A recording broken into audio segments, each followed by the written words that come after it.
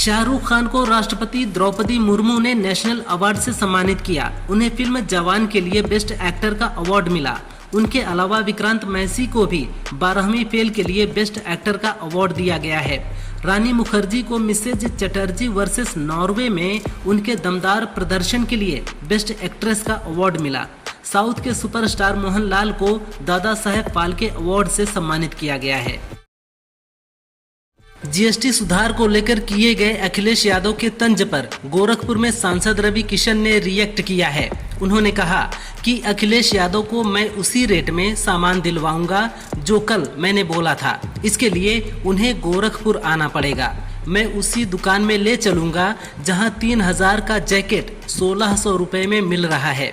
बता दें कि संसद के जीएसटी को लेकर दिए गए बयान पर अखिलेश यादव ने कहा था कि सांसद झूठे भले ना हों पर अज्ञानी जरूर हैं।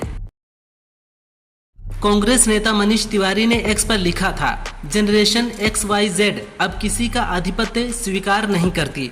बीजेपी ने इस पोस्ट पर रिप्लाई करते हुए राहुल गांधी को अल्टीमेट नेपो किड बताते हुए कहा, जनरेशन X ही नहीं अब कांग्रेस के दिग्गज भी उनकी इस पिछड़ी राजनीति से ऊब चुके हैं।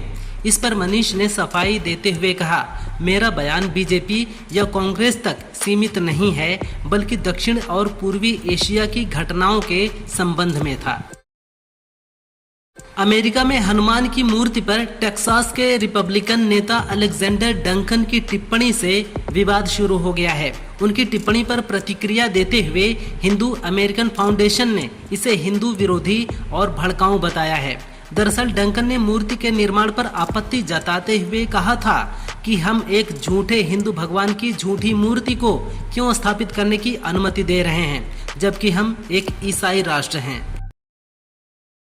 UNGA को संबोधित करते हुए अमेरिकी राष्ट्रपति डोनाल्ड ट्रंप ने कहा, मैंने दुनिया भर में 7 युद्ध रुकवाए जबकि ये संयुक्त राष्ट्र की जिम्मेदारी थी।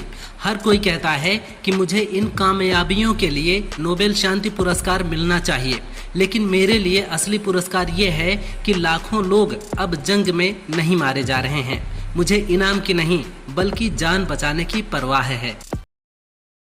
अमेरिकी राष्ट्रपति डोनाल्ड ट्रंप ने एक बार फिर भारत पर युद्ध में रूस को फंडिंग करने का आरोप लगाया। संयुक्त राष्ट्र महासभा में उन्होंने कहा, भारत और चीन रूसी तेल खरीद कर यूक्रेन से युद्ध के लिए रूस को फंड दे रहे हैं। यूरोपीय देश भी रूस से तेल और गैस ले रहे हैं जबकि रूस से लड़ाई चल रही है। ये सही नहीं है। यूरोपीय देशों को रूस से खरीदारी रोकनी होगी वरना जंग रोकने की हर कोशिश बर्बाद हो जाएगी। सीएम योगी ने दावा किया है कि जब मुस्लिम आक्रांताओं ने सन 1100 में पहला हमला किया था तब भारत में हिंदू आबादी 60 करोड़ थी। 1947 में देश आज़ाद हुआ तो 30 करोड़ रह गई थी। इन 800 से 900 सालों में आबादी बढ़नी चाहिए थी न कि कम होनी चाहिए। हम 60 से 30 करोड़ पर आ गए।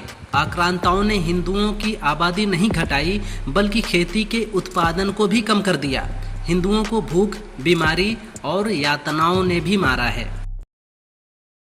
आई लव मोहम्मद कैंपेन को लेकर पूरे देश में तनाव का माहौल है। इसी बीच पश्चिमी यूपी में हाई अलर्ट घोषित कर दिया गया है। मेरठ में एडीजी जोन भानु भास्कर ने पुलिस अधिकारियों के साथ मीटिंग की और कैंपेन का प्रचार करते मिलने पर फौरन एक्शन का निर्देश दिया है। हर जिले में बॉर्डर सील करके चेकिंग अभियान चलाने को कहा है। उसके अलावा फोर्स को अर्धसैनिक बलों के साथ फ्लैग मार्च निकालने का निर्देश दिया गया है।